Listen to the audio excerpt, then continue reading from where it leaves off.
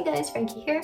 Last week I had another opportunity to work on set as a movie extra. This type of project is not really consistent, so I would not consider it regular income, but when the opportunity does arise, it's good pocket money. So I'm going to show you as much as I can without showing any of the actors or revealing any very specific parts of the set that would give away what movie it is. Of course, when it comes out in theaters and even just when the trailer comes out, I'll be sure to post that.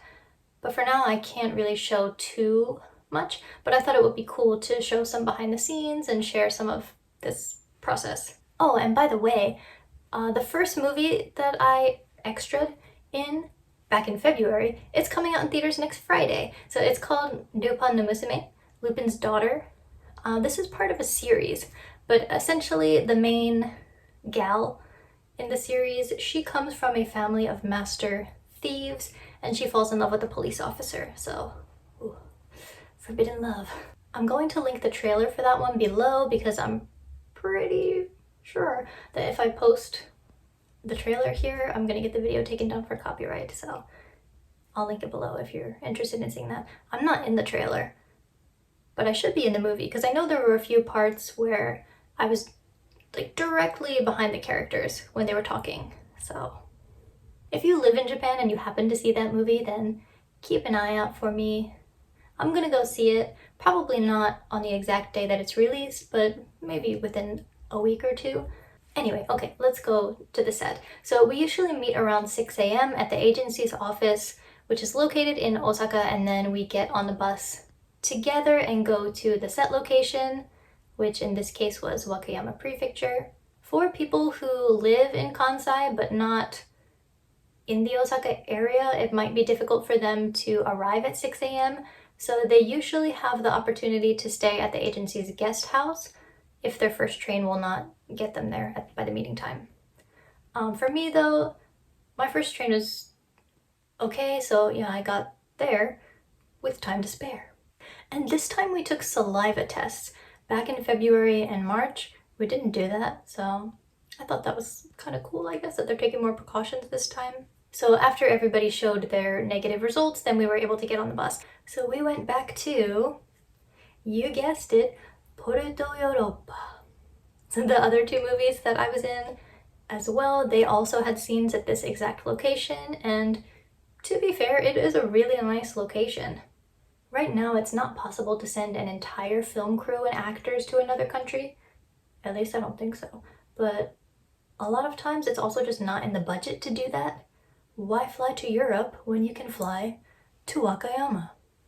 On normal days, this place is free to enter, and there are some attractions inside, so I'm sure that locals and other visitors enjoy this very photogenic location. But back to the movie. We were split into groups based on which role we had. It was very organized this time around compared to the last two times. If our group wasn't up, we were able to relax in this theater space and other areas that weren't in the scene being filmed. There were a few scenes where everyone was needed, but there was also a lot of downtime, so I used this time to read and to take videos. The second day was more or less the same. We did spend an entire day filming the same scene though, at every angle humanly possible. They also brought out the drone at one point. It's not hard work by any means. There's a lot of repetition, a lot of standing. Usually you do a few practice takes and then a few real takes as well. So if you're walking, for example, it's a lot of back and forth. The setting of the scenes we filmed were in winter or like early spring, but still cold. So that was kind of funny considering how hot it actually was outside. So we were bundled up in coats, scarves, hats, gloves, but it was hot. I'm really grateful that it was not August, but yeah, it was pretty hot. So the coat that I was wearing, which was borrowed from the styling team on the second day, was probably drenched in sweat, and they're gonna need to get it dry cleaned and maybe even taken away as hazardous material because I was dripping in sweat under there. It was a swamp. I don't want to know what kind of things were growing in there. I'll stop. Anyway, I must say that I'm the most excited about this movie. It's definitely something that I would watch normally. So as soon as the trailer comes out, who knows when that will be, I'm gonna share it on Instagram. Now, let's get into some of the finer details about how I even got this job in the first place and the pay and all of that good stuff. So I joined a modeling agency based in Osaka last summer. The agency does coordinate a lot of different types of jobs, but I'm not the model type, so the only thing I've ever gotten selected for has been these movie extra jobs. I do have one more video on this topic. I made it back in either February or March after one of the other movies, but at that time somebody had commented something like, anybody with a pulse can be a model in Japan, which I'm not a model. I repeat, I am not a model, but I do have friends who do modeling as a career or friends who have that as their main source of income, so they are real models. So I think that is kind of insulting to them. It's not just a job that anyone can do or anyone can get.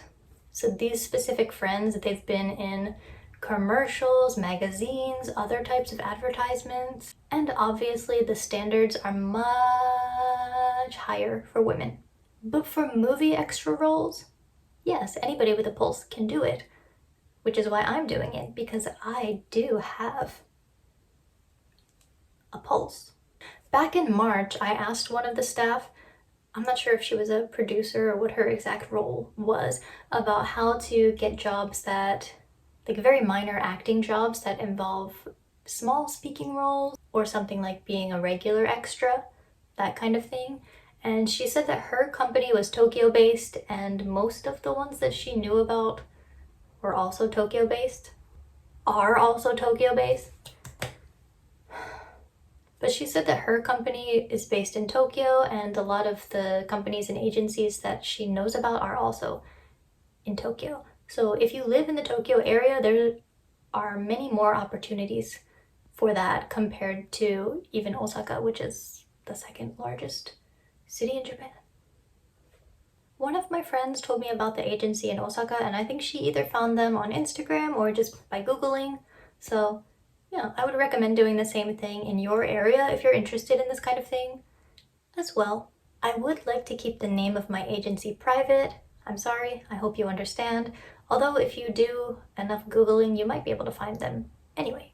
So yeah, you have the best shot at this kind of thing in Tokyo, but even if you live in other areas, it's worth just doing a Google search to see what is available.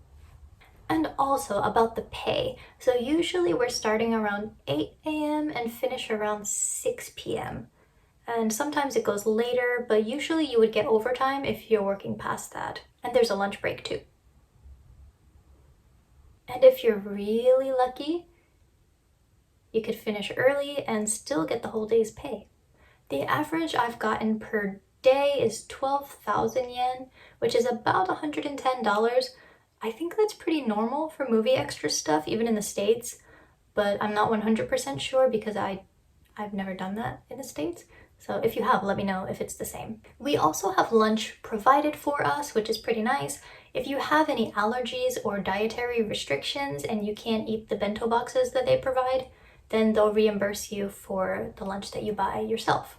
We also get reimbursed for the transportation costs to and from the agency. So overall, it's not bad. It's really good pocket money. And the best part is all of the friends that I've made on set. I've seen a lot of the same people all 3 times that I've extraed, so at this point it just feels like hanging out with friends for the day. And that's all I've got for now. Let me know if you have any questions, and I hope you have a great week. Bye. God damn it, I fucking hate this chair.